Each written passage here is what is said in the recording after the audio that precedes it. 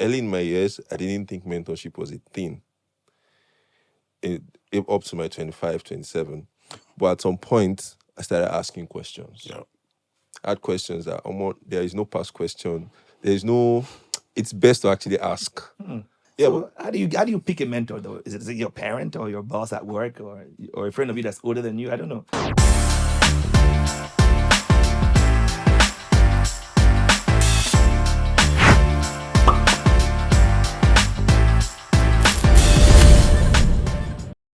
Hey, welcome to the Youth Empowered Podcast. My name is Moses Dixon, and today, no highlight reels, no polished answers, just two of Nigeria's most recognized business leaders talking about the parts of the journey that they usually keep to themselves. Hey, welcome to the show. Joining me today, we have the Managing Director and CEO of PalmPay Nigeria, one of Nigeria's fastest growing fintech platforms. You're welcome, sir.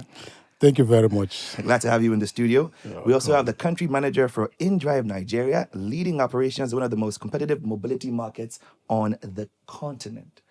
Thank you for coming to the studio, sir. thank you for having me. It's a pleasure to be here. Definitely. I must warn you, we're not here for the version that you typically hear at a conference. It's different. We're here to empower the youth. So this is going to be the most riveting conversation we've had just yet. Personally, it's my pleasure to have you in the studio because like I said, I look up to a lot of the things that you do. You've made the life of Nigerians easier in your own ways. So I think on behalf of most Nigerians, I want to say thank you for all that you do. And of course, thank you for being here as well to share some of those things that we can't find on the internet, that we can't read on Twitter, that we can't hope to assume, but only hear from you. Thank you very much. Thank Thank you. you too. So let's start off where most interviews end, actually. We don't want to do this the regular way. Can you think of a decision that you made? A decision you made not early in your life, but at the point where you already had authority, credibility, and experience, but it went wrong. So not at the beginning now. When you started the business and you're already in the thick of the action, a decision that you made that went wrong. What was the call of yours that failed in particular? So we don't want to hear what you learned. We want to hear the actual story. So, Okay, for me, if you really want the youth to learn, it's better we speak about some personal experience. okay. You know, it's not just, it's also all this is also in businesses. Before 2008, I was working with a consulting firm, and I've already grown to a position of what we call a contract manager. It's like a position of a general manager. I later left, and I wanted to do something bigger. You know, floated a company with a partner, and we started a business. So moving to the business, that was when mobile phone was running, and MTN, Glow, recharge cards were also doing very well. And I thought I saw people making a whole lot of money, buy new cars, buy Range Rover, and I said, okay, let me go into this part, and I will also make money. We mobilized fund, we started, and everything went inside water. In fact, to a point that I can't pay even my house rent. Sold my car, everything I owned, gone.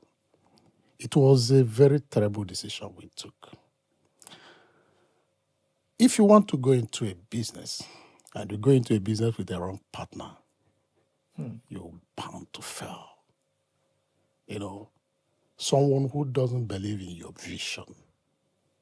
So when you want to go into a business, you do business with people who believe in your vision.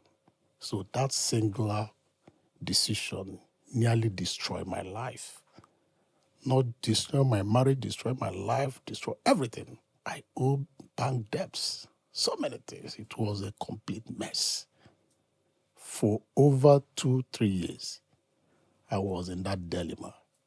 This was a very terrible situation for me in particular.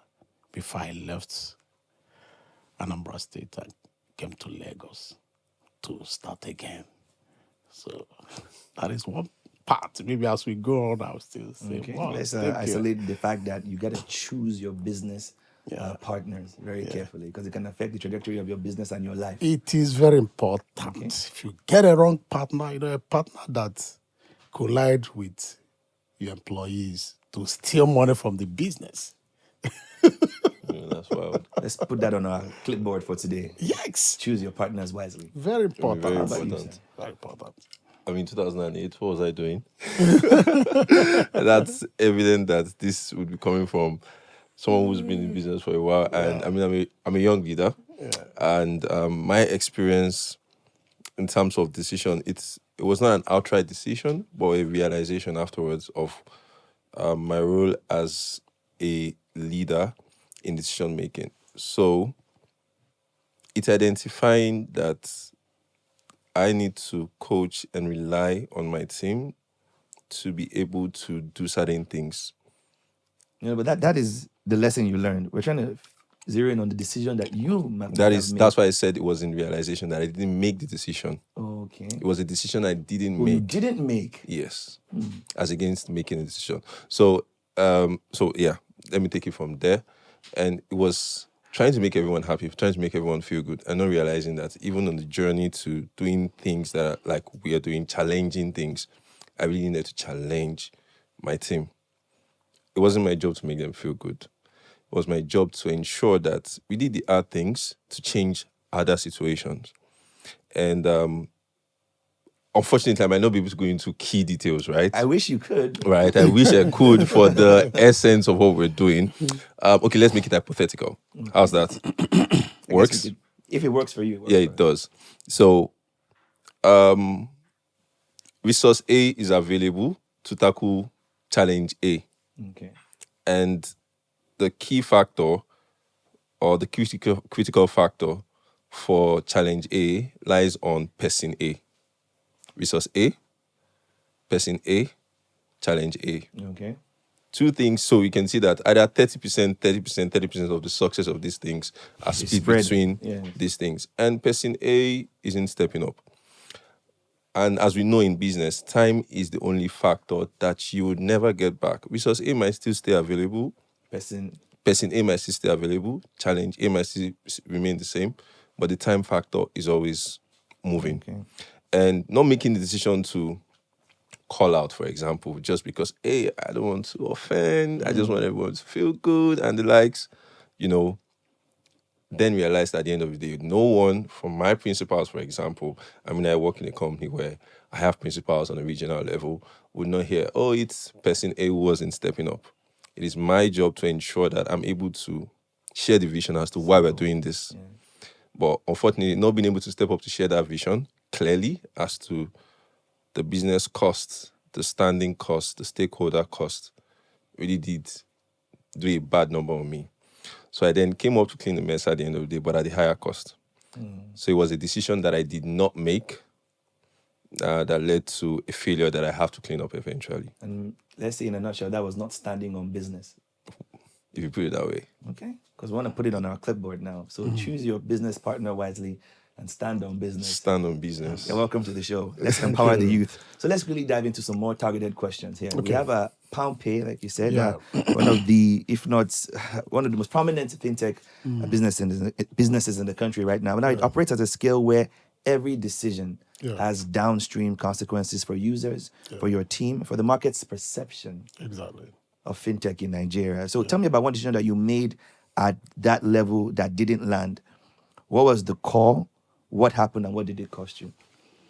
Actually, when you are in financial services business, reputation is very important. Okay. And once you don't have that, and once anything that happens that affects reputation, it erodes trust, and people will be scared of doing business. Doing business with you. Exactly. So for us, there are some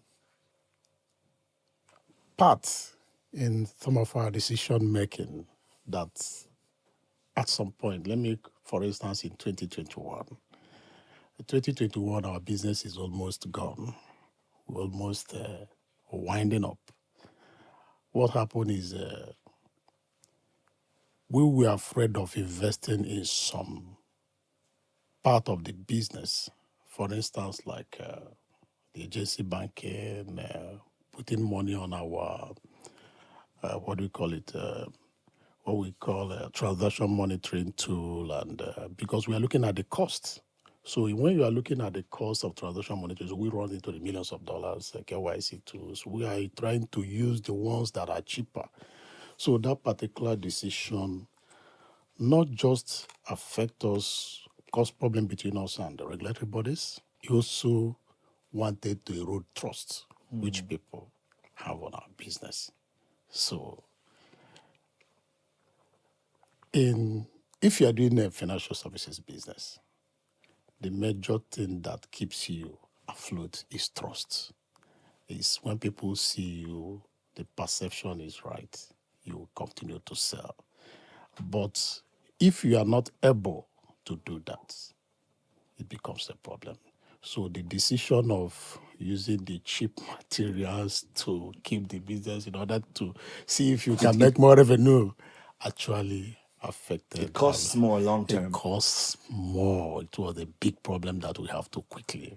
I think I heard a similar analogy that when you buy cheap, you pay more. Exactly. I've heard an analogy like that, that you go to a store and you think if you buy the smaller version of of something, you are saving money. Meanwhile, buying the bigger one is cheaper than all the small ones that you're buying combined. Exactly. So when you go cheap, you pay more, but people don't understand that. So thank you for quietly elucidating that. Yeah, we have a product we are using for as a transaction monitoring tool. So it was not able to, it wasn't really efficient. So people can easily, manipulate the system. So, but as soon as we notice that, we have to quickly to maintain that standard of excellence that you consistently give Nigerians. Exactly. So it's important we hear conversations like this so that we learn the cost of doing business at the highest level of excellence. Thank you for that one. To Timothy Oladimeji, like I said, in an operational role like yours, failure doesn't stay in the boardroom, I believe.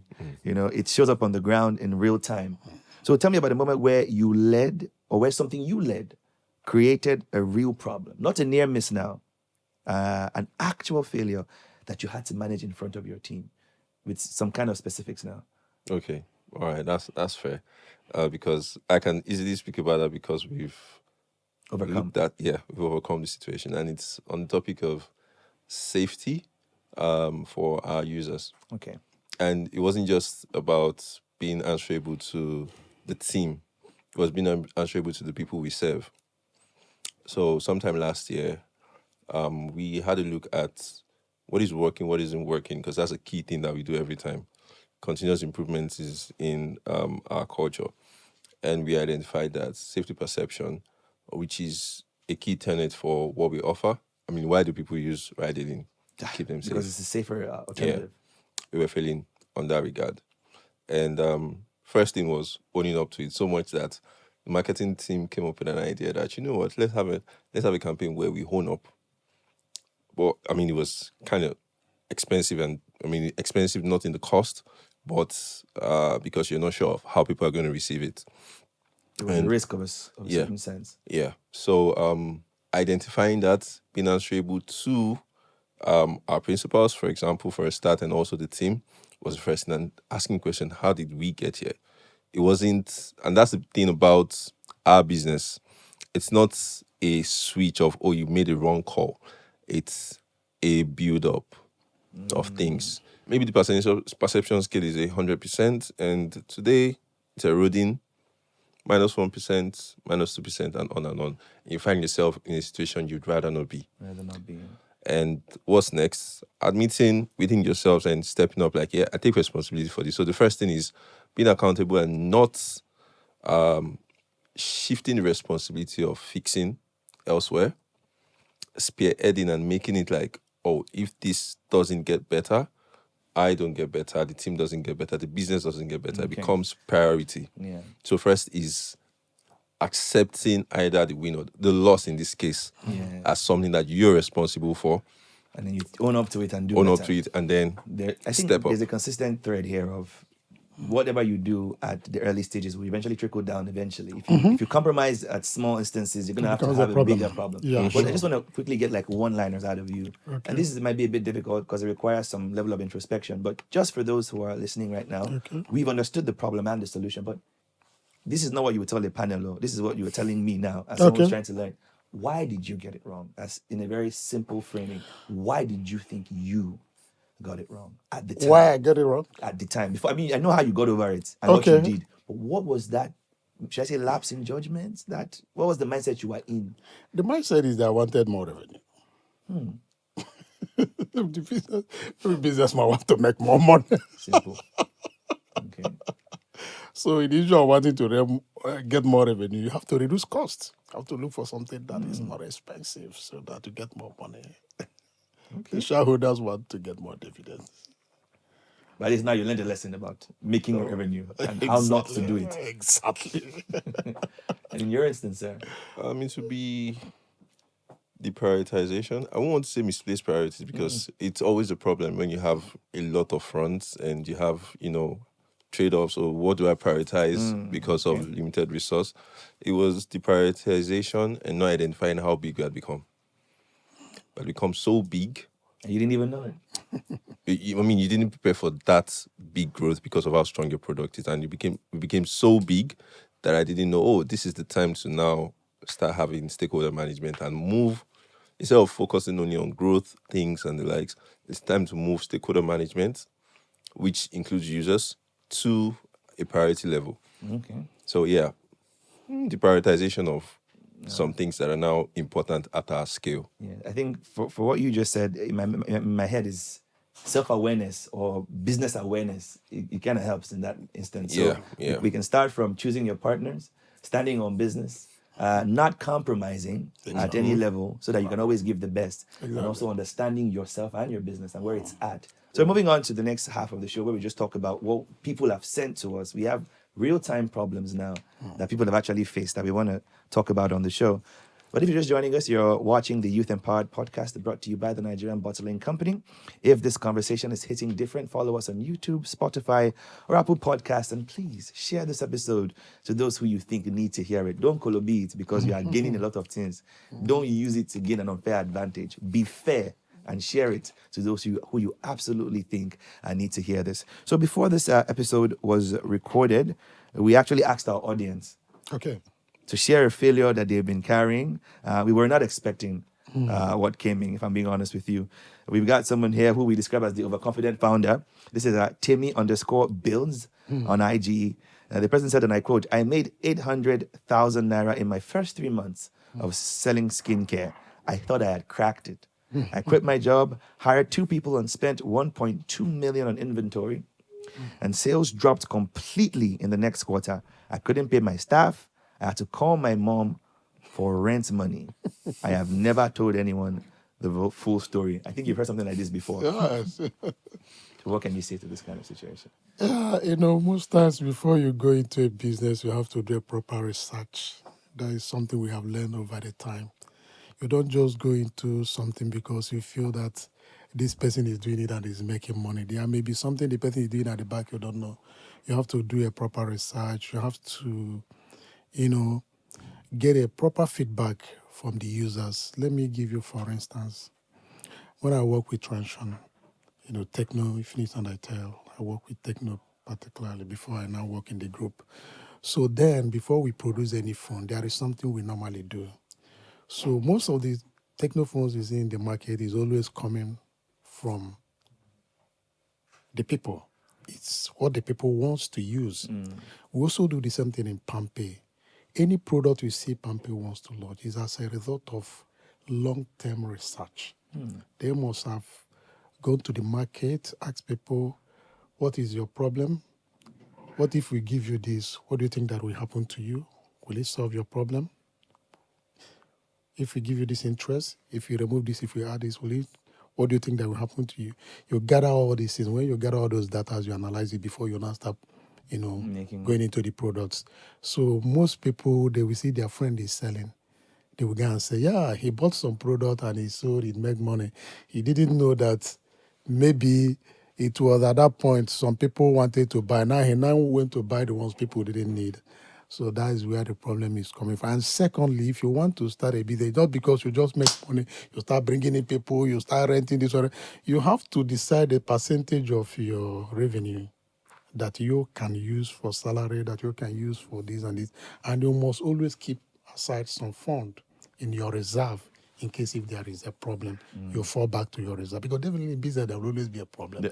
And it's only your reserve that can save you. Had he been he has a reserve, he wouldn't have called the mom. The mom is the reserve. No, your mom cannot be the reserve because you are doing business. You can't be going back home. You can't be going back home. We must have supposed to have kept some part of the money. At least would have spent maybe like 25% or 30% and keep the others. And when he noticed the problem, he would have gone back to the reserve as a buffer and also move ahead again. And by that time, must have realized the mistake he has made. She has made and correct it and move forward. Let me buttress. Simplest, count your cost. Okay. Never assume. She made assumptions. I mean, even in financial projection, there are assumptions that finance guys make, and they are usually backed by what is existing in the market. So count your cost at the least for a year. So I'm taking it that small business owner, you're in a volatile market like Nigeria, you need to count your cost. Count what does it cost to run this business for the next 1 year. What is the potential revenue that I will make? As simple as that, plus or minus. And then drop down your cost of operation as low as possible. So taking insights, you made 800,000, and the next month you're doing 1.2 in salaries on inventory. Damn, that's wild. That is dangerous. So you're holding a lot of things that the cost of holding the good is very high. Lastly, would be go find the job back. Go back to your job. Yeah, get your job back because you were relying. I mean, no data about the capital to start the business. It sounded like the job was like the capital. Like funded it in a way. Yeah, and there was no. I mean, going back home meant that there was no safety net for herself or capital base. So she didn't outrightly start out the business with a capital. It was just sales, and it's a sales business, which meant low margin, reliant on a lot of external factor. So count costs, reduce cost of operation as low as possible, and as a business which sounds like a side also 800,000. That's barely $1,000, and it's a sales business, which is not locally produced, I believe. Skincare. I mean, it's pretty much a lot of them are imported and the likes. So you definitely need a buffer. A lot of things can happen. I'm sure she's going to learn from this mistake now. I wish she had watched this before she went into the business. Perhaps it would have given her some context. Let's quickly move on. We've got a career pivot that backfired. This is from Kufre_official on X, the X platform, formerly known as Twitter. I left a good job at a bank because a startup offered me a senior role and equity. 6 months later, the startup folded. I tried to go back to banking, and my old employer said the position was filled. I spent 11 months unemployed and told people I was consulting. I wasn't actually. I was broke and embarrassed. Have you heard something like this before? Because Kufre made a calculated bet on himself and it didn't work. And then he spent nearly a year hiding it. How common is the hiding part, and what does it actually cost someone to carry that kind of story alone? Life is all about risk. If the startup has succeeded, he would have become a big man. Yeah. But one thing people have to know, even employees sometimes, you don't just leave a big job and jump into a job because you are offered a big amount of money. You have to also look at the sustainability of that business. Can this business last for more than 5 years? Or what is the trajectory of that business before you jump into it? You have to do your background check of the business. Who are the owners of this business? Who are the shareholders of this business? What is the capital base of this business? What is the product? Is this product of this business, is this actually what the people want? Is this something that can sell in the market? When you do all this unless maybe you don't have a job you are doing already, maybe you are jobless, maybe you can pick such a job. But for someone who has a very good job he's doing, to just move into a startup, I'm not saying people cannot go into a startup. If you have done all your investigations and see that these organizations, for instance, Microsoft is financing a startup in Nigeria, you know that business will definitely, there won't be any problem because the backbone is very strong.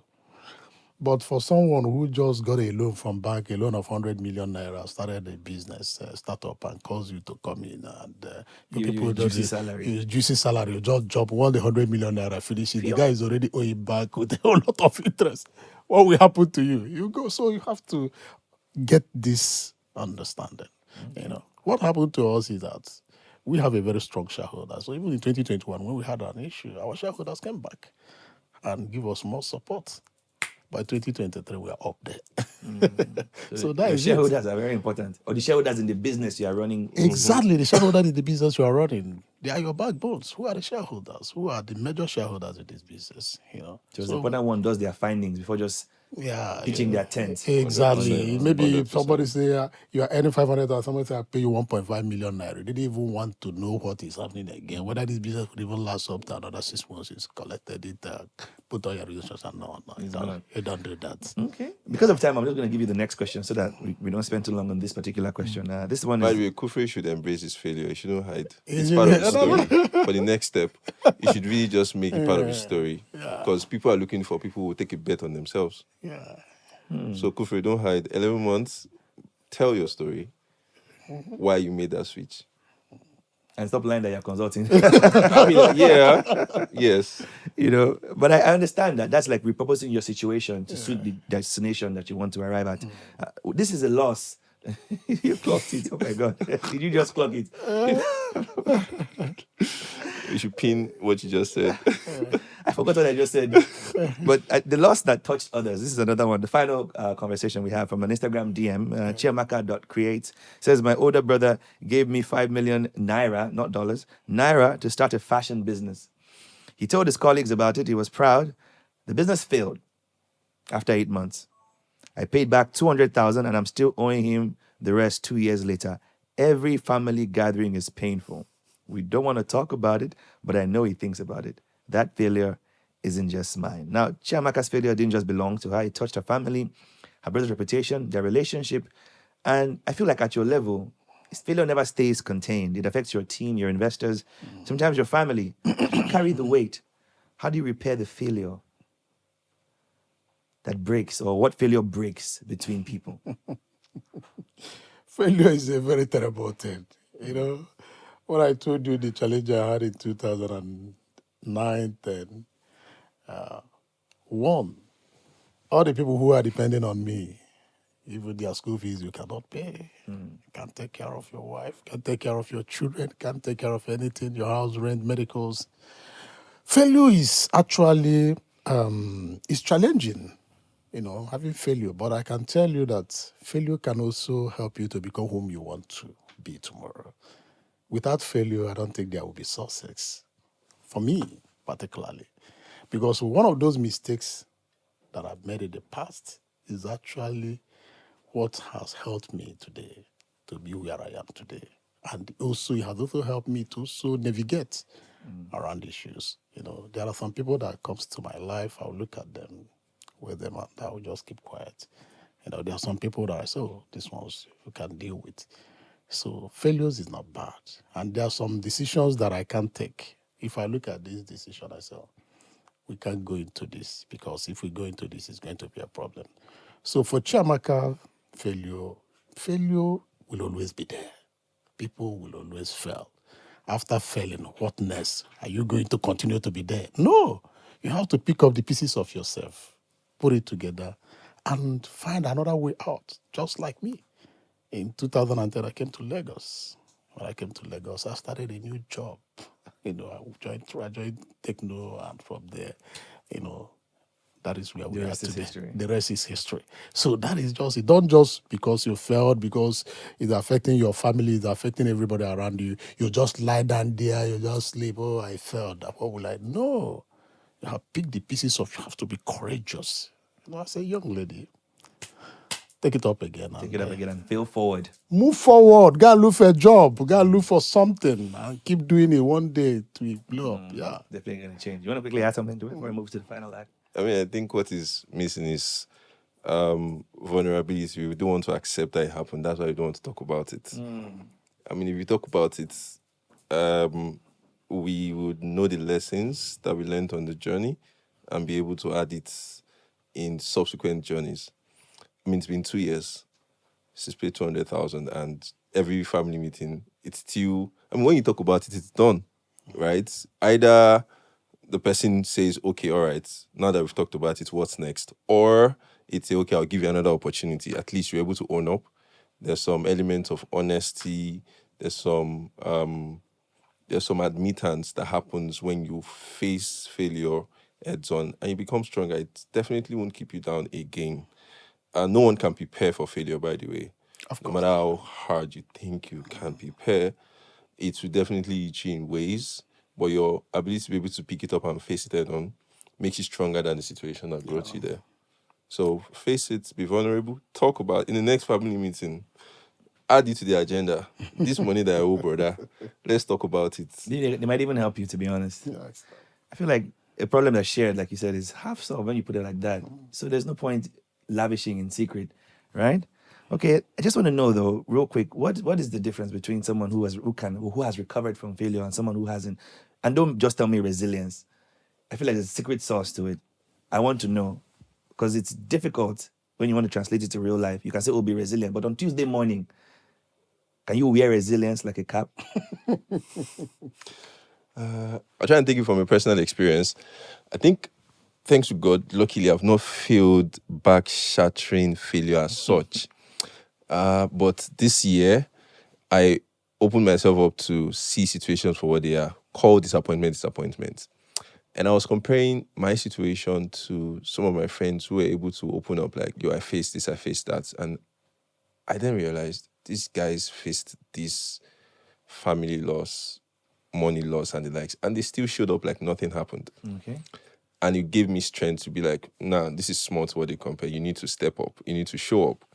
And then I realized that the community of people you have around you is a prerequisite to help you through failing times. And that's why it's very important that we surround ourselves with strong folks. We should reach out and surround ourselves with people who can help us up.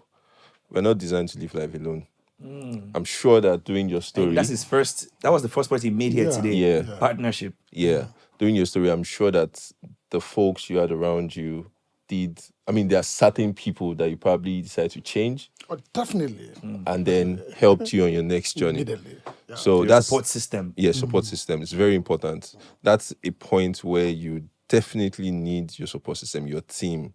And depends on you how you're able to be vulnerable and open up. If you stay like Chamaka or Kufre and you stay 11 months, there are a lot of things that are supposed to happen after that failure that you'd miss out on. And you won't give it space to You won't give space. So, and timing is very key.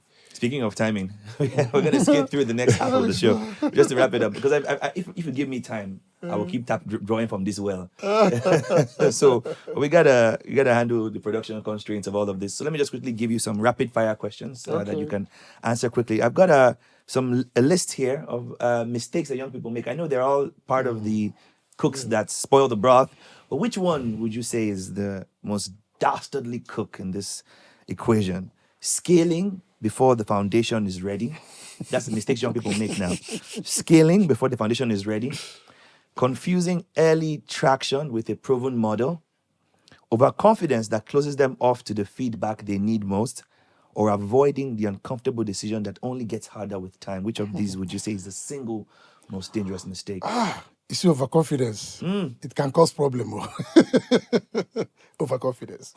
It is even the cause of almost all the problem there. Wow. No, don't worry, we can do it. Okay. Lead you to a serious problem.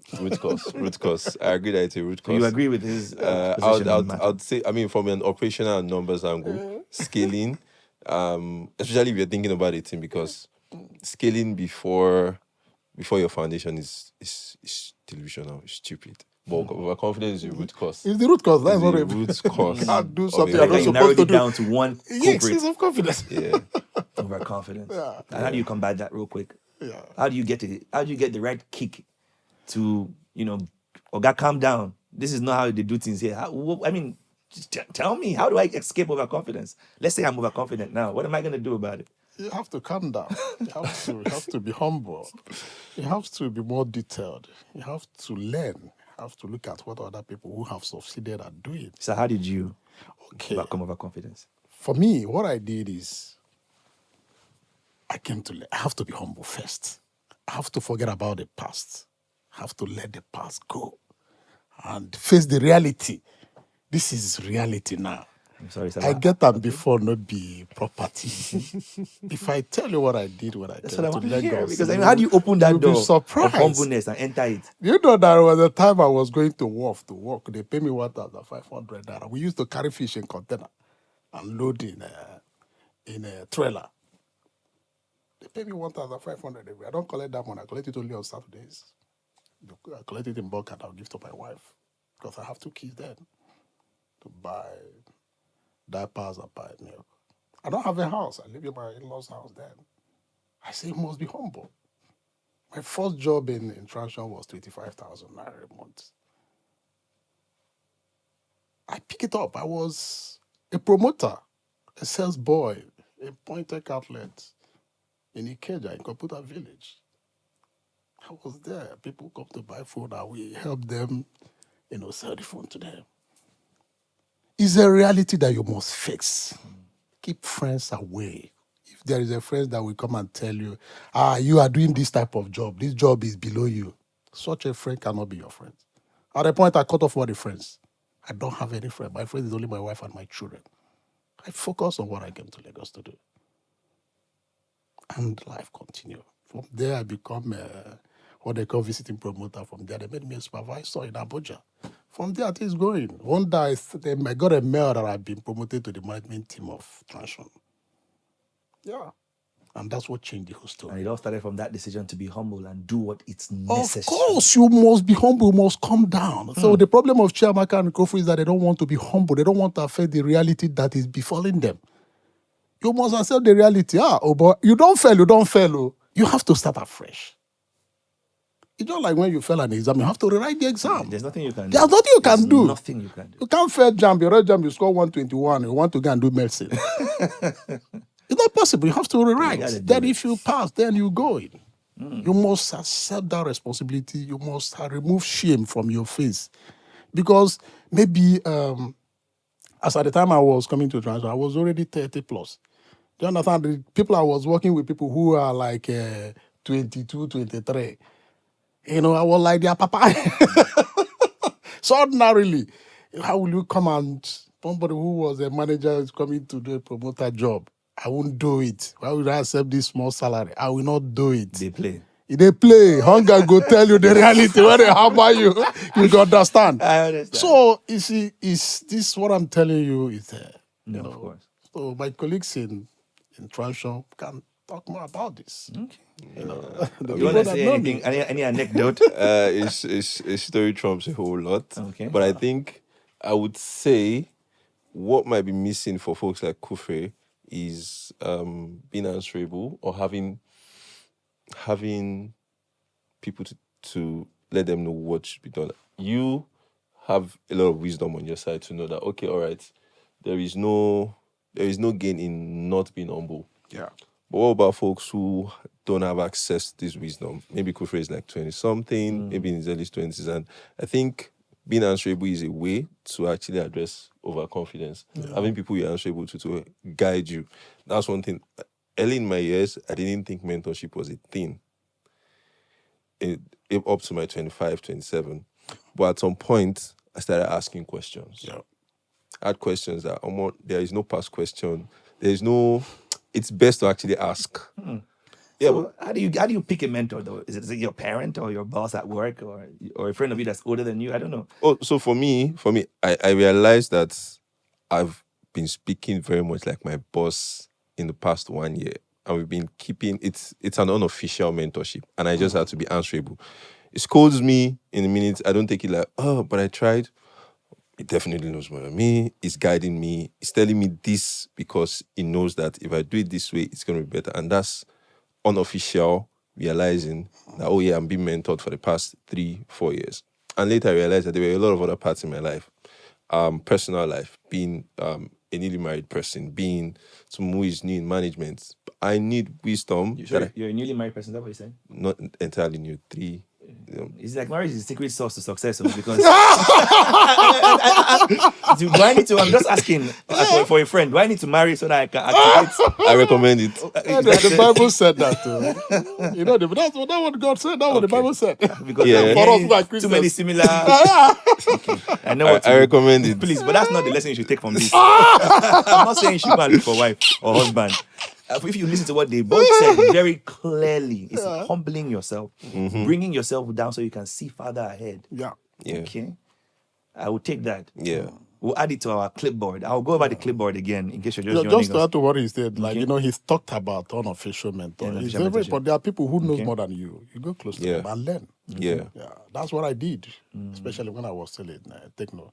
I was always, the Chinese guys work with us. I look at the very intelligent ones, look at the things they're doing, I copy it. You have to imitate to get better. Some Nigerians, I Yeah. look at what they are doing, I copy it. You know, my boss, Mr. Chede, what he does, I go close to him. I copy it. I copy a lot of people. They didn't know I was copying them. Some even happen unintentional. Unintentional. I keep Iron copying sharpened people. iron. That's how you Yeah. grow when you're Exactly. amongst those who can If inspire I'm not growth. learning anything from you, I don't have any business with you. And I feel like a subversion of all of this is a lot of people, they like to compete, not collaborate. No. Collaborate. They is see those that are better. better than them. Go for That it. is cheap. That is cheap suit. No. What does this one know? You have to go What close does to this one them. know? You must learn from them. You must calm down. Okay. You go around, you Clock stay it. with them. Yeah. Thank you very much. This is the last one. Is the last one, honestly. It's the myth busting round. It's a quick round, honestly. Okay. I feel like we've gotten so many gems. I feel like one has to sit down and pause the episode and be writing it down so that you can start your life on the right footing. These are quick reactions. I just need a true or false. You know, just true or false responses from both of you this Okay. time around. I may begin with failure only happens to people who aren't ready. True or false? False. People who aren't ready. That was a very quick response. Can you Is quickly it- tell us is why there you? false? It happens to everybody. Can happen to everybody. Well, So you both agree it's false. it's false now. Complete false. I don't see people who don't prepare for over 20 years and come up and fail. You can never be too prepared for failure. No. They can be external factors, policies. Go-Kada kind of so many failed things to can government cause policy. failure. So you can never be prepared. Government policy, and even Exactly. in your fintech space, Naira shortfall. Like, What are you going to do about You it? can never be too Can New prepared. never. projects. Okay, when It's an Naira uncertainty. falls. It's not a very, very uncertain. Yeah. Failure can happen to anybody. Okay, so So that's that's a why false. you shouldn't continue to stay where you are because you failed. That's all. Okay, another one here. Every failure teaches you something useful. True or false? True. Your mindset should be prepared for it. True. You should have a mindset. I say something. Failure.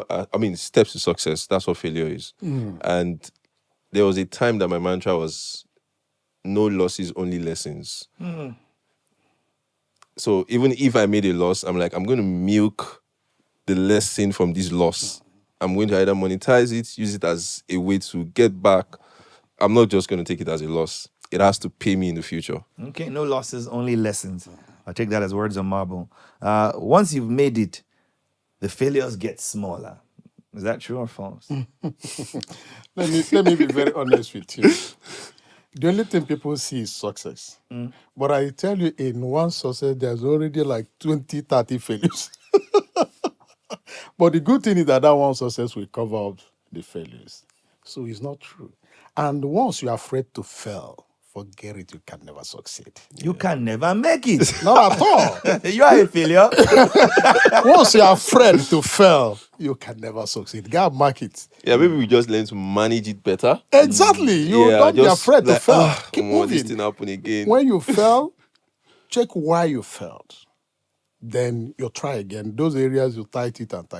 Before you know it, Yeah. Otilo. Sometimes you take a walk to walk the failure up. And I be like, Yes. I can't be like, maybe you be down for like a week and be like, next week, Monday, I have to be back to the grind. Exactly. Because I can't stay down. Just learn to manage it better. Manage failure. Don't avoid it.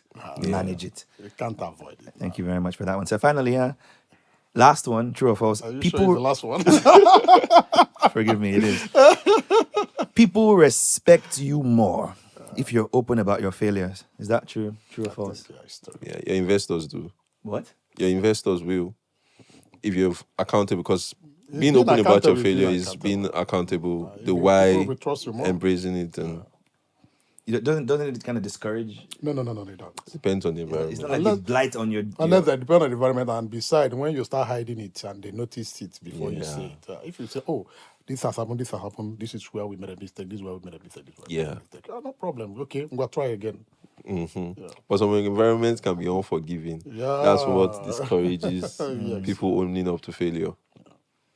Okay. Well, what can I say? Thank you so much. Honestly, these are things that we can't pay for. If I'm being honest with you, no amount of internet scoring or ChatGPT can give us these real life lived-in responses. Thank you so much, honestly, for your openness, for your vulnerability, for your humility. I feel like everything we've done here today, even off camera, has shown us that you're not only talking the talk, but you live. You know, for men handling the kind of things you're handling, I can never seen two more humble men before. They don't put on airs about you. You just really care about what are we doing here, please. What is this? What's the story? So I can say for a fact that I've seen these things you've said firsthand. So thank you very much. But I want to ask you now, on behalf of everyone that's listening, what do I do now? I've heard everything you've said, and what do I do today? What do I do now? Not tomorrow, not what do I do now? I want to change. I want to fail forward. I want to be somebody. What do I do now? Be honest with yourself. In Yoruba, we say two persons don't lose a lie. If you put up a front to everyone, you shouldn't put up a front to yourself. Be honest with yourself about your weaknesses. And when you're able to face the man in the mirror, it's like half solved, and okay, I don't like this part of the man. I need to improve. And then you'll be able to face your failures, things that are even causing the failure, because it starts with you, right? And then you can either be humble, be vulnerable, be answerable to a community, to people, and the likes. I think it would be a good start. Okay. And tomorrow morning? Tomorrow morning, from the honesty, to be a rolling ball. To be a rolling ball. Yeah. Okay. So that's something you have to be. You have to tell yourself the truth. Okay. You have to agree that it has happened. It has happened, and you start and do what you're supposed to do. Have to start a new course. You must learn from what has happened and you go from there. So to crystallize what you've both said as we should operate on now is that honesty, I believe. Exactly. It's to fabricate every other reality you want. Exactly. Just be honest with your situation, your personality, your mistakes, everything. Start with that honesty and self-awareness. Okay, I think there's hardly a better thing to say than honesty, right? Exactly. Just to add a little bit to what they said, you also have to treat your failure as data, not a verdict. Sit with it before you react from what you've said today. Don't fix your narrative before you fix the problem. Okay. Find one person who has been through something similar and let them be honest, not just kind. And of course, give yourself a deadline for grief and a separate deadline for action. Exactly. They are not the same deadline. You agree with these words? Yes. Okay, then the church says amen. Thank you very much, ladies and gentlemen, for joining us today on the Youth Empowered Podcast. I want to give a big shout out to both of you for helping Nigerians in the way you do.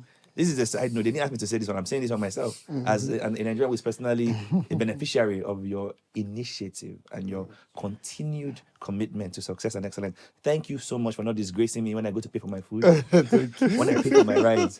Thank you so much for reducing the amount of conversation I need to have before I just make a payment. Thank you for your seamless transaction. And of course, thank you so much for allowing me to dictate what I can afford to pay, when I can afford to pay it, and to move safer in the country that we are in now, Nigeria. It's a privilege to offer such service. It's a privilege to use your service and to be a beneficiary of it. Thank you very much. Of course, ladies and gentlemen, every great episode of every podcast leaves the audience with something to hold on to. What are you going to hold on to all of this from what you've heard today? I feel I want to crystallize just one small notion. Fail forward. For everything you've told me, if you're hit with a challenge, move. If you're hit with unexpected success, keep moving and take the failure as part of your stride. Exactly. So in a nutshell, fail forward. Don't let anything hold you back. Thank you very much for listening. Once again, this is the Youth Empowered Podcast, where we try our best to level up the mindsets of young people and, of course, those who want to start businesses, those who are into businesses, and those who want to overall develop themselves. If you enjoyed what you listened to today, go ahead and follow us on YouTube, Spotify, and all your favorite podcast platforms, and let's give you more enriching conversation with some of the best and the brightest in every industry in this country. Once again, my name is Moses Dixon. Thank you for watching.